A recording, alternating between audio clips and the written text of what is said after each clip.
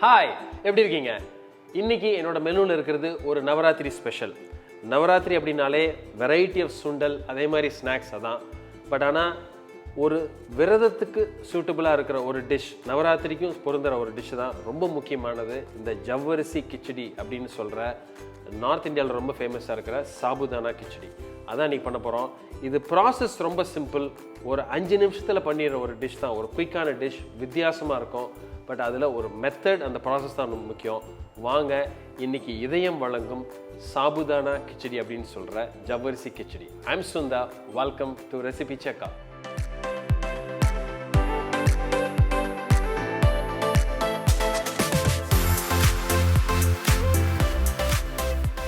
இந்த ஜவ்வரிசி கிச்சடியில் ரொம்ப முக்கியமாக இந்த ஜவ்வரிசியை கரெக்டாக ஊற வச்சு, ஓவராகவும் ஊற வைக்கக்கூடாது, கம்மியாகவும் ஊற வைக்கக்கூடாது. ஊற வச்சு எடுத்துகிட்டு அதை எப்படி நம்ம தயார் பண்ணுறோம் இந்த கிச்சடிக்கு அப்படின்னு பார்ப்போம். வாங்க அதுக்கு தேவையான பொருள் என்னென்னு பார்த்துட்டு அந்த ப்ராசஸ்க்குள்ளே ஸ்ட்ரைட்டாக நம்ம போயிடலாம்.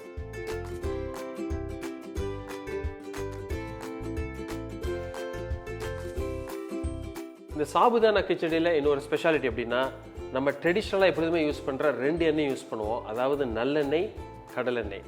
இன்றைக்கி நம்ம இதயம் நல்லெண்ணெய் தான் யூஸ் பண்ண போகிறோம். இந்த மிக்சிங்க்கு இந்த மேரினேஷன் ரொம்ப முக்கியம். ஒன்று எதுக்கு அப்படின்னா, ஒன்று போல் சேரணும் இந்த காரம் அப்படின்றதுக்காக.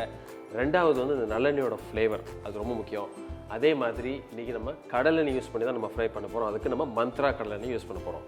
ஸோ உங்களுக்கு தெரியும், இந்த இதயம் நல்லெண்ணெய் ரொம்ப பியூரான ஒரு நல்லெண்ணெய், நல்ல ஒரு ஃப்ளேவர். அதில் நான் என்ன பண்ணுறேன்னா, 1.5 டீஸ்பூன் அளவுக்கு நல்லெண்ணெய் ஒரு பவுல் எடுத்துக்கிறேன். இந்த ஜவ்வரிசியை நான் என்ன பண்ணியிருக்கேன் அப்படின்னா, ஒரு 10 நிமிஷம் ஊற வச்சுருக்கேன். ஜவ்வரிசி 2 விதமான ஜவ்வரிசி கிடைக்கும், ரொம்ப முக்கியம். இந்த மாவு ஜவ்வரிசின்னு சொல்லுவாங்க, அது ஒரு 5 நிமிஷம் ஊறினா போதும். ஜஸ்ட் நனைச்சி எடுத்தால் போதும், ஊறிடும். சிலது இந்த மணி ஜவ்வரிசிம்பாங்க, அது கொஞ்சம் எக்ஸ்ட்ரா நேரம் ஊறணும். அது எது இருக்கோ பார்த்து அது மாதிரி பண்ணிக்கங்க. இப்போ நான் அந்த ஜவ்வரிசியை ஒரு 10 நிமிஷம் ஊறி இந்த மாதிரி மணி மாதிரி அழகாக ரெடியாக இருக்குது. இதை இந்த பவுலில் நம்ம நல்லெண்ணெயில் ஃபஸ்ட்டு நான் மிக்ஸ் பண்ணிக்கிறேன். இதுக்கு தேவையான காரம் இங்கேயே ஆட் பண்ணிடலாம். அப்போது ஒரு 1/4 ஸ்பூன் அளவுக்கு காரப்பொடி, ஒரு 2 பிஞ்ச் அளவுக்கு மஞ்சப்பொடி, இதுக்கு தேவையான அளவு உப்பு. ஸோ இந்த ஸ்டேஜில் இப்படி நம்ம பொடி ஆட் பண்ணுறப்போ அது நமக்கு ஒரே மாதிரி ஒன்று போல் நமக்கு மிக்ஸ் ஆயிரும். அதோட அந்த நல்லெண்ணெய் ஃப்ளேவரும் சேர்ந்து ஒரு 5 நிமிஷம் இந்த மாதிரி இந்த மேரினேஷன் பண்ணுறப்போ இந்த ப்ராடக்ட் நம்ம ஃபைனல் ப்ராடக்ட் ரொம்ப நல்லா கிடைக்கும். ஸோ இப்போ இது ரெடி ஆயிடுச்சு. இப்போ நம்ம ஸ்ட்ரைட்டாக குக்கிங்க்கு போயிடலாம். இந்த குக்கிங் ப்ராசஸ்க்கு நம்ம இன்றைக்கி மந்த்ரா கடலெண்ணெய் தான் யூஸ் பண்ண போகிறோம். 1.5லேருந்து ஒரு 2 டீஸ்பூன் அளவுக்கு ஆயில் எடுத்துங்க.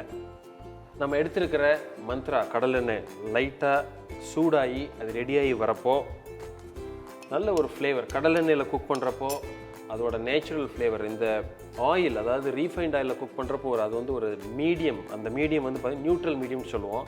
பட் நம்ம சவுத் இண்டியன் குக்கிங்க்கோ இல்லை ஒரு இந்தியன் குக்கிங்க்கோ இந்த நேச்சுரல் ஆயில், அதாவது பியூர் ஆயில் யூஸ் பண்ணுறப்போ அதோட ஃப்ளேவர் நம்ம பண்ணுற டிஷ்ஷுக்கு ஒரு வேல்யூ அடிஷனே சொல்லலாம். ஸோ கொஞ்சம் ஜீரகம் எடுத்துக்கிறேன். அது பொரிஞ்சு வரப்போ ஒரு 1/4 ஸ்பூன் அளவுக்கு பெருங்காயப்பொடி போட்டுட்டு நம்ம எடுத்து வச்சிருக்கிற ஜவ்வரிசியை, மேரினேட் பண்ணியிருக்கிற ஜவ்வரிசி இதில் நான் ஆட் பண்ணிடுறேன்.